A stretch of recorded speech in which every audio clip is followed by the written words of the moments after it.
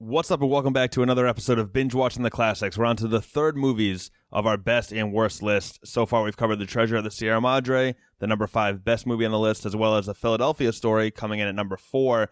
Then for the worst movies, we've got number 5, Unforgiven, and number 4, Gone with the Wind. I was actually just talking to a friend of mine about the Gone with the Wind episode, and she was very upset that I shit on it, which, I mean, I kind of expected that considering it's number 6 on the list. It's an iconic movie. It's obviously beloved. Also super racist, though. So, yeah, that's where I stand on that, but that's in the past now. It's time we get to the number 3 best movie on the list, and it just so happens to be the number 1 best movie on the official AFI Top 100 list. I, of course, am talking about the 1941 Orson Welles masterpiece, Citizen Kane. So a little backstory here. Citizen Kane is actually the first movie I watched on this classic movie binge.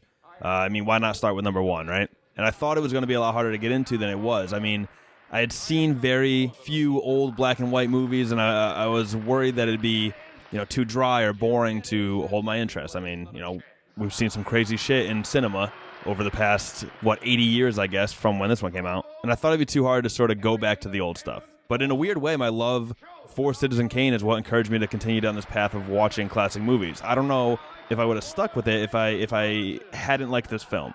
So there's something to be said about that. This whole podcast, everything, all these movies I've watched is due in large part to the fact that Citizen Kane hooked me with that very first classic movie. But let's get into it. What really makes Citizen Kane stand out to me was the introduction of all these new elements of storytelling within film. For 1941, it was just so ahead of its time, right? And I can get into the technical aspects. I'm not as articulate in that, but like the shots where they would go from outside and they would pass through a window and bring you into an interior shot. The fact that, I guess, before this, they would have to choose their focus based on the way they used to shoot these movies. They would have the foreground be in focus and the background be blurred out, or vice versa. But the way that Orson Welles shot this movie, everything was in focus. So you can see all sorts of things going on in the background and the foreground all at once, and as you're taking in a scene, you're able to piece it all together. But I wanted to focus instead on the storytelling. For one, the plot wasn't linear. The story was told through a series of flashbacks, or I guess more accurately, further context was given through a series of flashbacks. They would introduce an idea that would immediately be perceived by the audience in one way. Then the flashback later in the film would shed some light on the reason why something happened the way it did. Now, I'm trying to avoid spoilers on this podcast because I want you guys to watch these movies. So instead, I'll give you a random example to kind of help demonstrate what I'm talking about here. So let's say that the movie opens with a teacher yelling at a child for not finishing his homework.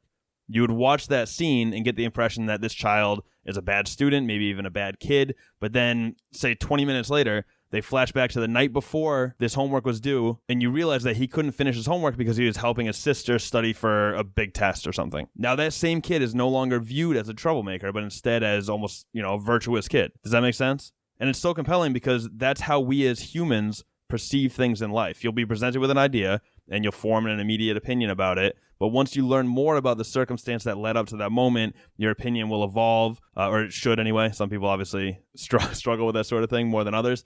But most movies would accomplish this by having a character explain that context rather than flashing back and showing you. You would have the kid either explain his side of the story or have the little sister come in and be like, actually, he was helping me with a test or something. They would reveal that by exposition. Instead, this flashes back, shows you the context, and then you have to realize, oh, wow, that actually changes the way I felt about my initial opinion. It's a really interesting way to tell a story. And the timeline itself was super interesting. I mean, here's a movie that starts with the title character dying. That's the opening scene. And the rest of the movie takes us on a journey along with this newspaper journalist who's attempting to sum up Kane's life. So we are piecing together the details of Kane's story through conversations with old friends and business associates and loved ones. And we are the ones deciding how to perceive this man's life through those piecemeal anecdotes. And just like in real life, there's not really a clear answer as to whether Kane is a good or a bad man. He's both at different times in his life, like we all are. But especially in a movie from the 1940s, the morality of each character is usually a lot clearer, a lot more black and white. But here we've got a morally ambiguous title character, and you're the one left to decide how you feel about him. It was brilliant, honestly. But, of course, not all of these top 100 movies can be called brilliant. So without further ado, let's jump to the number 3 worst movie on the list, directed by George Lucas. And no, it's not Star Wars. It's the directorial effort that predated the Star Wars franchise, a coming-of-age, nostalgic flashback to 1962, released 10 years later in 1973, a movie called American Graffiti. American Graffiti. 1962. Now let me start by saying this. The soundtrack in this movie is unbelievable. I honestly think it's the only reason people even like this movie. That's my little pet theory, but credit where credit's due, it's a good soundtrack. It's also unique in that all the songs in the movie are actually playing on the radios of the cars, so the characters can hear the music along with the audience. If you've ever seen the TV show Big Little Lies, for example, that's a huge part of it. Reese Witherspoon's daughter on the show will literally select a song on an iPod, and that's the music we are hearing in that scene. I actually just learned today that technique is called diegetic music.